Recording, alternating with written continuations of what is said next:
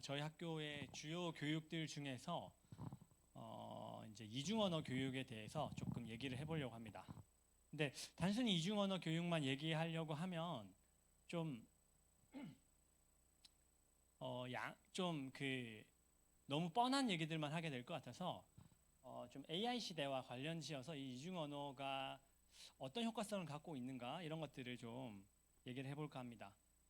사실 저도 최근에 들어서 이제 많은 학교들 돌아다녀 보고 다른 교육에 대한 내용들도 들어보는데 저희 학교 같은 이중 언어를 하는 학교가 사실 거의 없어요.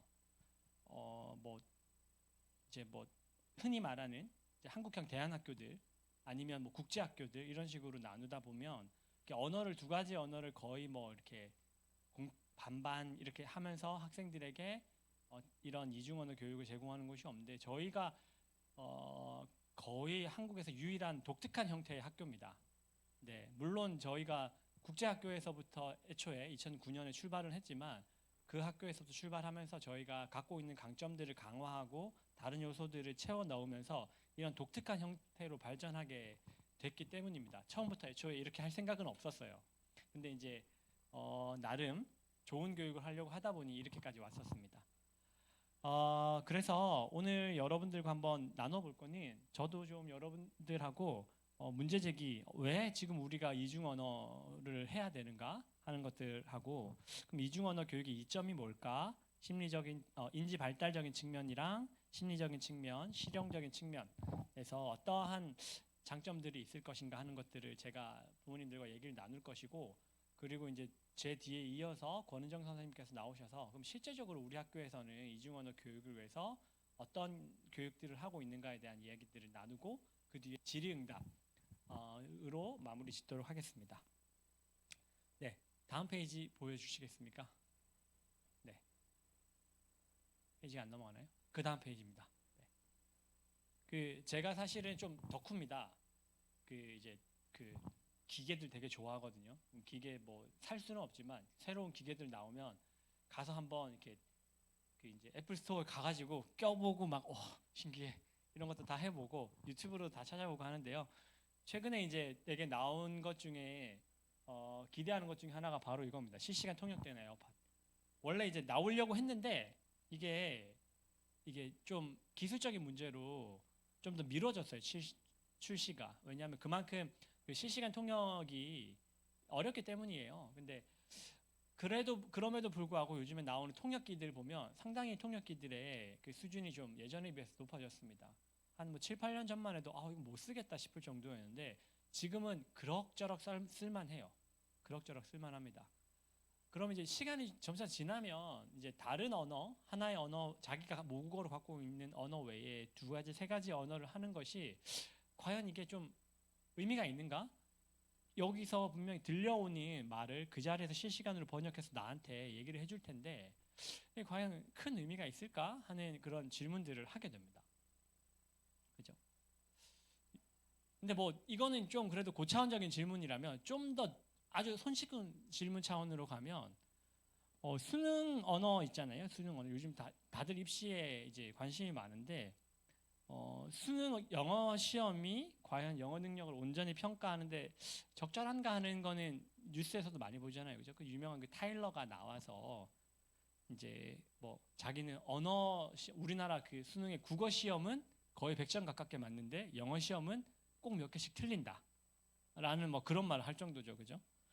뭐 온전히 평가하는 시험도 아니긴 하지만 수능을 보는데 사실 영어를 이렇게까지 많이 해서 이중언어를 하는 것이 과연 도움이 되나? 이런 생각도 해봅니다.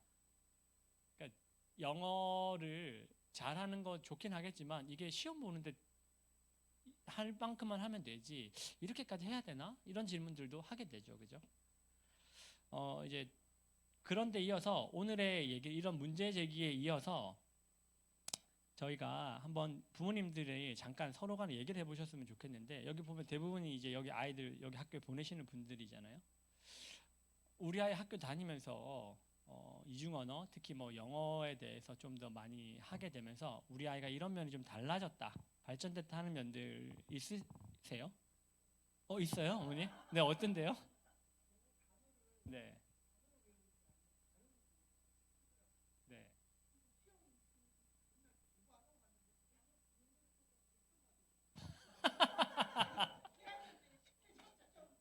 네. 어,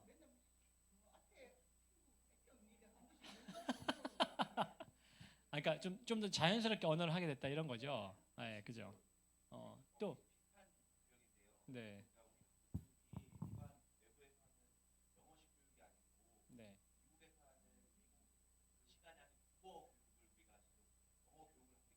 네, 맞습니다.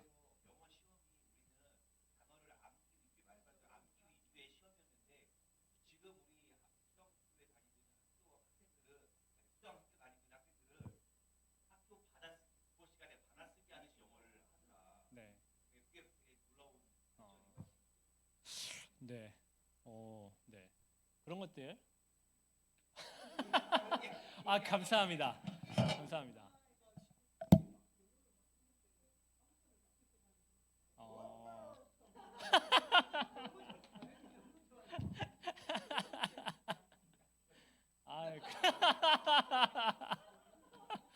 아, 네, 큰 아드님이 좀 말을 좀 못하시네요. 네, 네, 그렇습니다. 그럼 제가 오늘 하고 싶은 얘기는 이제 그런 것들을 포함을 해서 그 비트겐슈타인이라고 하는 사람으로 시작해서 비트겐슈타인이라는 사람으로 좀 끝을 내보려고 합니다. 혹시 이 비트겐슈타인 한번 들어는 보셨습니까? 그 좀 굉장히 이 치열한 삶을 살았던 얼굴 같죠, 그죠? 이게 20세기의 가장 위대한 철학자 두 명 하면 누굽니까라고 하면 하이데거랑 비트겐슈타인을 얘기하는데, 저도 그래서 이제 워낙 이제 그 지적 허영심이 심해서 대학교 때 이제 비트겐슈타인의 책을 한번 읽어봐야겠다 그러고 논리 철학 논고를 딱 샀습니다. 대학교 4학년 때 이걸 읽어야지. 정말 한 3페이지를 읽고 나서부터 도저히 읽을 수가 없어요. 한 80페이지밖에 안 되는 책인데도 도저히 읽을 수가 없습니다. 근데 수업을 이제 교수님한테 들으니까 좀 알겠더라고요. 근데 이 사람이 언어 철학을 했습니다. 언어 논리학이라고 하는 철학을 개척한 사람인데요. 지금은 영미 철학의 모든 기초는 이 사람부터 나왔습니다. 근데 이 사람이 얘기하는 언어라는 건 뭐냐면 다른 것들이 아니라 언어는 우리의 세계라고 하는 겁니다. 우리의 세계. 그러니까 여기 나오는 말 뜻이 뭐냐면 우리가 사용할 수 있는 언어의 한계가 바로 우리 생각과 사고의 한계다라고 하는 겁니다. 언어의 한계가 곧 우리의 생각과 세계의 한계다라는 얘기인데요. 제가 좀 이해해 주십시오. 제가 찐 이과라 가지고요. 얘가 잘 생각이 안 나요. 얘가 잘 생각이 안 납니다. 그래서 제가 예를 하나 부모님들께 떠올려 보겠습니다. 우리는 지금 3차원 시공간에 살고 있죠. 그죠? X축, Y축, Z축. 그죠? 근데 뭐 그런 얘기도 영화에서 보면 이런 얘기들 하잖아요. 5차원 세계. 그죠? 뭐 인터스텔라 영화 보면 5차원 세계 이런 거 얘기하잖아요. 그죠? 5차원 세계 머리 한번 떠올려 보십시오. 축을 세우기 불가능하다. 지금 저를 이해 못 하시는 거죠? 네. 이게 뭐냐면 5차원 세계라고 하는 거를 우리가 머릿속으로 떠올릴 수가 없어요. 왜냐하면 그거를 표현할 수 있는 언어가 없어서 그래요. 언어가 없어서 그렇습니다. 그러니까 수학으로는 표현할 수 있는 기술 방법들이 있어요. 근데 그거를 우리의 언어로 표현할 수 없기 때문에 우리가 그걸 머릿속으로 아무리 그려봤자 머릿속 그림이 안 그려져요. 우리의 언어가 가지고 있는 한계 때문입니다. 근데 이런 경우도 예를 들 수 있어요. 보통 이제 인도나 뭐 한국 사람들 혹은 뭐 일본, 중국 사람, 이 아시아 쪽에 있는 사람들이 수학을 굉장히 이제 잘한다고 얘기를 합니다. 다른 언어권에 있는 사람들도 수학을 되게 잘한다고 얘기하는데 그 원인들 중에 가장 큰 걸로 꼽는 게 혹시 뭔지 아세요? 숫자가 발음하기 굉장히 간단하다는 거예요. 1, 2, 3, 4, 5, 6, 7, 8, 57, 뭐 138, 딱딱딱 음절 단위로 끊어서 가거든요.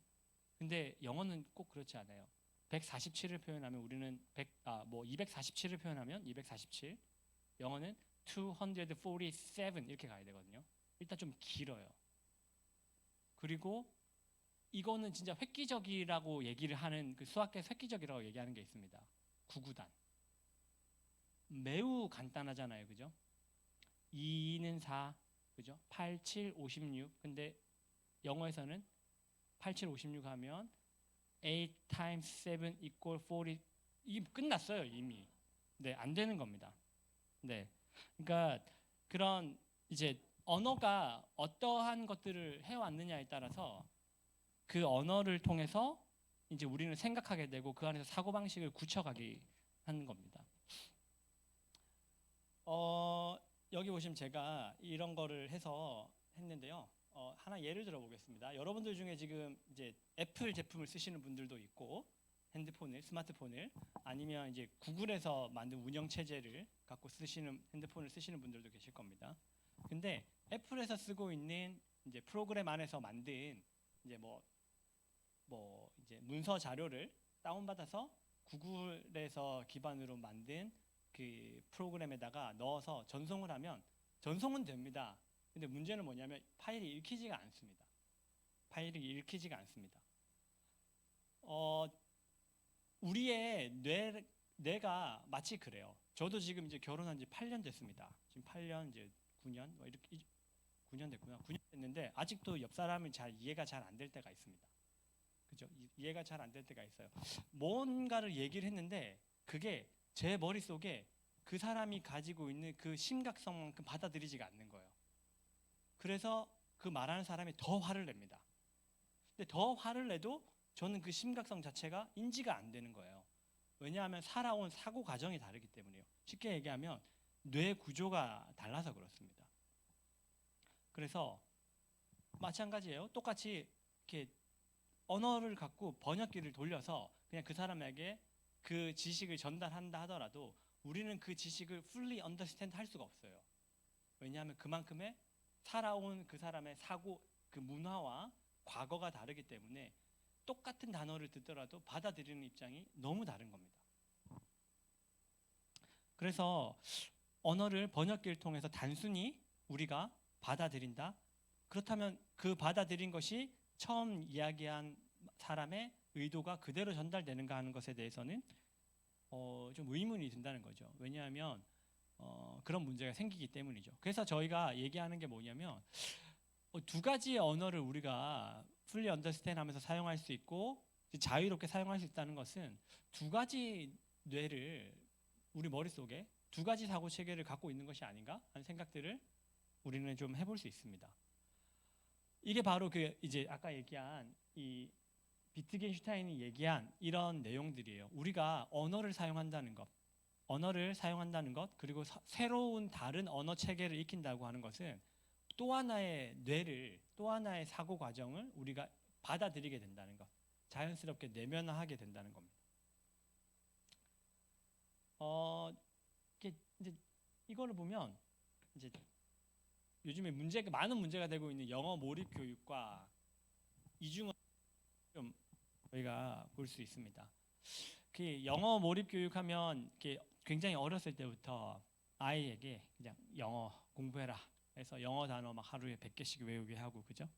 그리고 교과서 다 외우게 하고, 아니면 꼭 이런 것들이 아니더라도 지금 한국에서 벌어지고 있는 많은 문제들 중에 하나가, 교육적인 문제들 중에 하나가 이제 이제 흔히 말해 국제학교들, 학비를 연간 3, 4천만 원씩 받는 그런 국제학교들에서는 이제 한국어 교육 같은 경우에는 한국어로 진행되는 교과 교육 같은 경우 전혀 하지 않고 영어로 진행되는 교과 교육만을 하면서 아이들을 이렇게 교육하는 그런 것들인데요. 그런 교육과 이중언어 교육은 사실 좀 많이 다릅니다. 영어 몰입 교육이라고 하면 이제 모든 교과나 활동을 영어로만 진행을 해서 아이에게 그 영어로만 진행되게 하는 그 교육을 통해서 지식을 받아들이게 하고 그걸 통해서 행동이나 생활 습관들을 받아들이게 하는 것이 영어입니다. 그러다 보면 아이들이 어떻게 되냐면 일상이나 일상생활에서나 학습에 있어서 언어 능력이 향상되는 건 맞습니다. 영어 언어 능력이 향상되는 건 맞는데 반대로 모국어 발달이 굉장히 지연되는 걸 볼 수가 있어요. 그러니까 모국어 발달이 지연되는 것뿐만 아니라 그 아이들이 그 언어에 대해서 자기가 전혀 배우지 못한 것들을 세계관이나 문화에 대한 체득 없이 그 언어 자체로만 받아들이게 되니 인지적 부담이 되게 크게 되는 거죠. 자연스럽게 그 언어들을 받아들이게 해야 되는데. 그래서 그거에 대한 그런 교육들에 대한 이제 부작용들이 엄청나게 많이 보고가 되고 있습니다.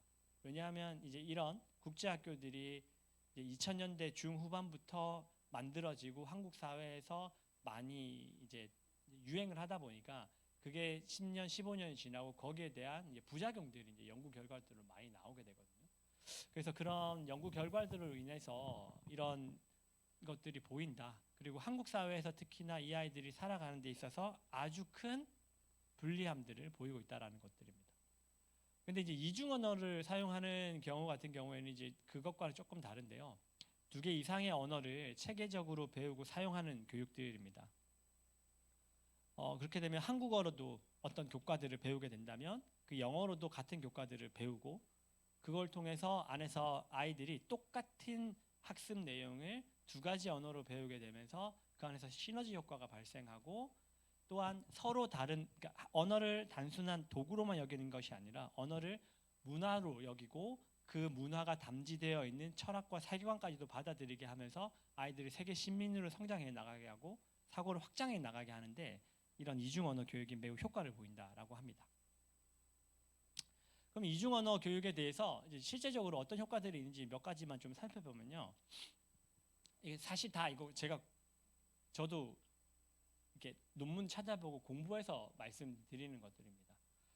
보면 실제로 이중 언어 교육의 장점, 인지적인 발달이나 학업적인 측면에서 보면 뇌 발달이나 이제 학업적인 측면에서 보면 언어 감각이나 독해, 글쓰기 능력 향상되는 것이 매우 높다고 얘기를 합니다. 그러니까 그러니까 다른 아이들에 비해서 언어를 2가지를 하게 되면서 언어 자체가 주는 풍성함으로 인해서 아이들의 글쓰기 능력이나 언어 감각 능력이 매우 높아진다는 거죠. 그리고 2가지 언어를 동시에 계속 사용해야 되는 환경에 지속적으로 노출되면서 아이들의 주의 집중력들이 주변 아이들의 다른 아이들에 비해서 높아진다라고 하는 것뿐만 아니라 그리고 창의성 증대도 있습니다.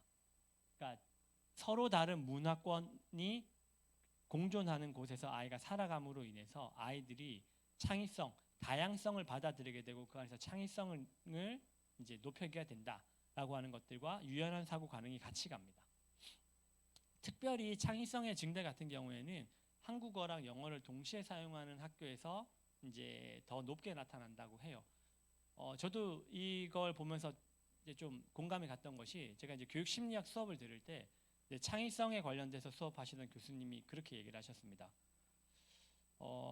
한국 사회에서 창의성을 높이는 것은 불가능하다. 사실상. 왜냐하면 불가능하다가 아니라 한국 사회에서 착한 아이로 자라게 하면서 창의성을 높이게 하는 건 불가능하다. 그거는 서로가 이렇게 교집합이 생길 수 없다. 그러니까 한국 사회에서 창의력이 높다라고 얘기하는 여러 가지 특징들은 다 예의가 바르지 않은 아이들의 특징이다라고 얘기를 하셨어요. 왜냐하면 한국 사회에서 사실 되게 창의적인 생각과 와서 수업 시간에 툭툭툭 던지면 어떻게 되죠? 조용히 해. 지금 수업에 방해하지 마. 바로 이거거든요. 여기서 나오는 건데 이중 언어를 사용하는 그런 문화권에 있는 학교들 같은 경우에는 그런 것이 좀 자유롭다는 거죠. 네, 그런 것들이 자유롭다는 거죠. 부모님들 혹시 아시는지 모르겠지만 외부에서 특강 강사들이 오거나 혹은 뭐 외부에서 교육을 위해서 우리 학교 학생들을 만나는 분들이 계시면 끝날 때 꼭 그런 얘기를 하십니다. 여기 애들은 질문을 왜 이렇게 많이 해요? 이런 얘기를 합니다. 근데 그런 질문들을 많이 한다는 게 뭐냐면 자기 머리 안에서 받아들인 지식이 재구성화돼서 창의적으로 생각을 하고 거기에 대해서 뭔가 고민이 들거나 질문이 들면 그걸 내뱉는다는 겁니다. 질문을 많이 한다는 건 창의성이 높다는 건데 이중 언어 교육에 대한 효과가 사실은 그런 창의성에서부터 나올 수 있다라고 하는 겁니다. 2번째가 이제 심리적 측면으로 살펴보면 실제로 이중 언어 교육을 받은 학생들 같은 경우가 다양한 환경에서 소통할 수 있는 이제 그런 능력들을 갖게 되면서 자신감이나 자긍심이 되게 높다고 나옵니다. 그리고 또 감정을 표현할 수 있는 어휘의 폭이 넓어서 자기의 감정을 뭐 한국어 언어에는 없었던 그런 감정들로 이제 영어나 혹은 다른 나라 언어로 표현하면서 감정에 있어서 좀 더 솔직해지고 감정 표현에 있어서 좀 더 건강해진다라고 하는 것들이 있고요. 그리고 다양한 문제들을 이제 또 다양한 시선으로 바라보면서 아이들이 여기에 대해서 느낄 수 있는 판단할 수 있는 능력들이 많아지고 소속감과 유대감을 느낄 수 있는 심리적인 효과들도 있다고 합니다. 그리고 이제 뭐 마지막으로 보자면 실용적인 측면에서도 보자면 실제로 연구 결과를 보면 진로의 다양성의 부분에 있어서 1.7배가 이중 언어를 받은 학교에서 아이들의 진로의 다양성이 더 높다고 얘기가 보고가 되어 있습니다. 그러니까 자기가 할 수 있는 언어가 많고 자기가 가지고 있는 생각의 유연성이 높다 보니 아이들이 갖고 있는 진로의 다양성도 높다는 거고요. 뭐 두 번째는 뭐 너무 다 쉽게 생각하시겠지만 내가 영어를 할 줄 알고 혹은 일본어를 할 줄 알고 중국어를 할 줄 알고 다른 언어들을 할 줄 아는 게 많으면 나가서 생활하기에도 훨씬 더 편하겠죠, 그죠? 실제로 보면 저희 학교 학생들이 지금 이제 졸업을 하고 대학을 진학한 지금 학생이 57명이 있는데 그 중에서 18명의 학생들이 외국에서 대학을 다니고 있거나 혹은 외국에서 생활을 하고 있거나 아니면 적게라도 외국에서 6개월이나 1년이라도 생활한 학생들입니다. 근데 그게 단순히 다 미국에 있는 게 아니에요. 일본에도 있고요. 태국에도 있고요. 그 다음에 필리핀에도 있고요.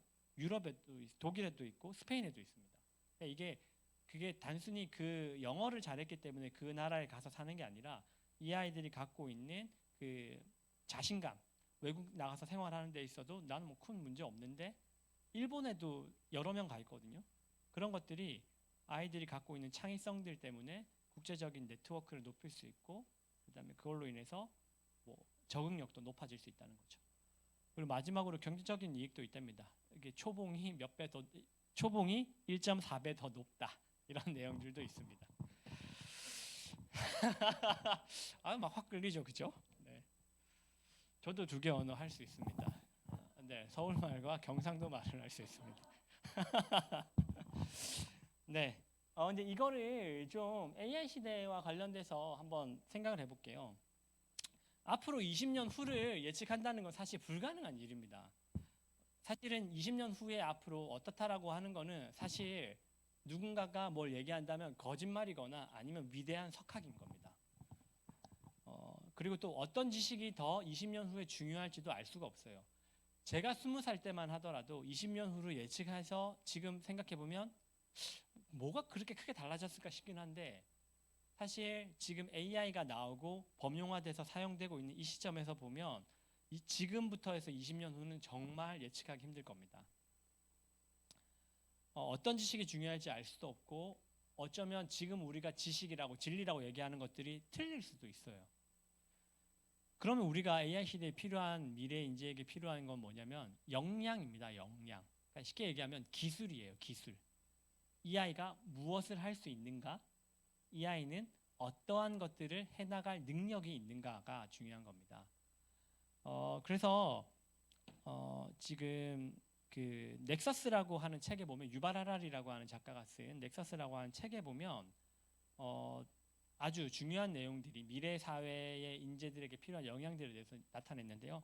사실 미래 사회에도 지식은 미래 사회에도 지식은 중요할 겁니다. 미래 사회는 지식이 중요할 건데 과거에는 사실 지식을 얼마나 축적했는가가 이제 똑똑하다는 것의 척도였고 그 다음에 부의 척도이기도 했습니다.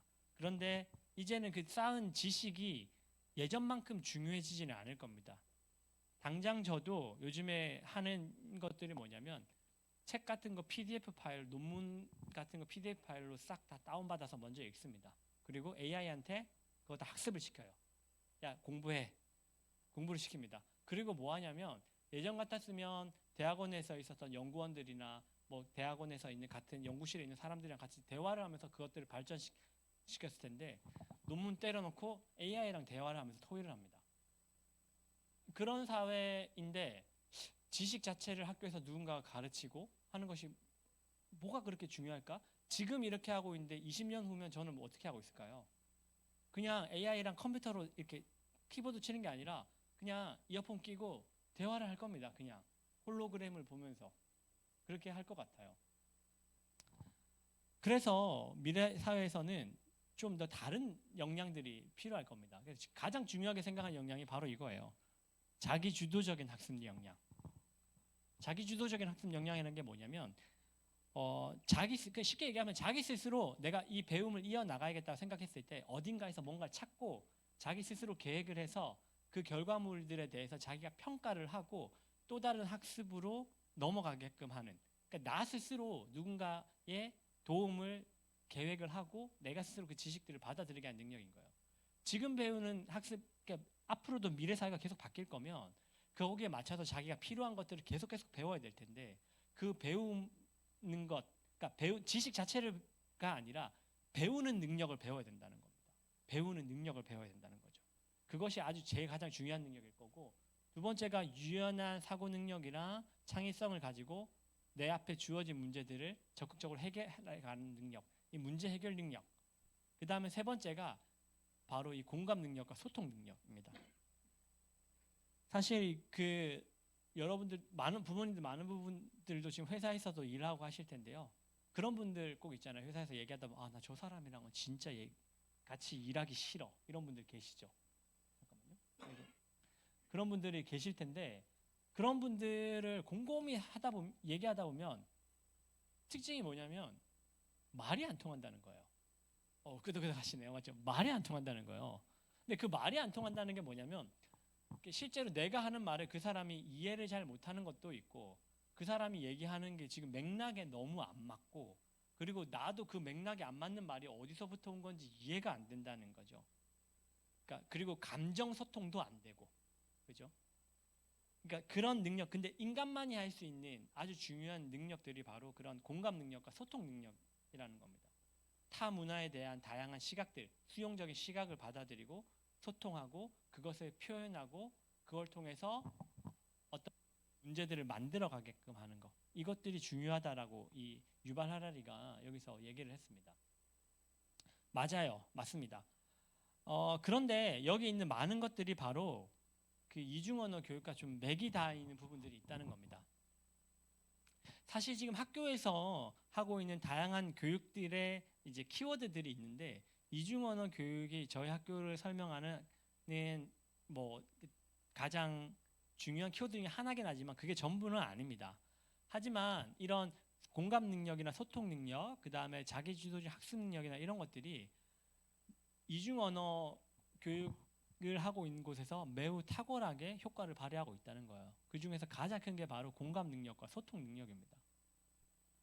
다른 사람을 이해하려고 하고, 그리고 그 사람이 왜 그런 사고를 하게 됐는지에 대한 오픈 마인드를 갖게 되고, 그리고 다른 문화권, 멀리 우리와 전혀 다른 사람들과도 대화를 소통할 수 있게끔 하는 그런 능력들이 바로 언어를 하나, 두 개, 세 개, 네 개 쓰는 사람들에게서부터 나타나는 가장 두드러진 특징이라는 거예요.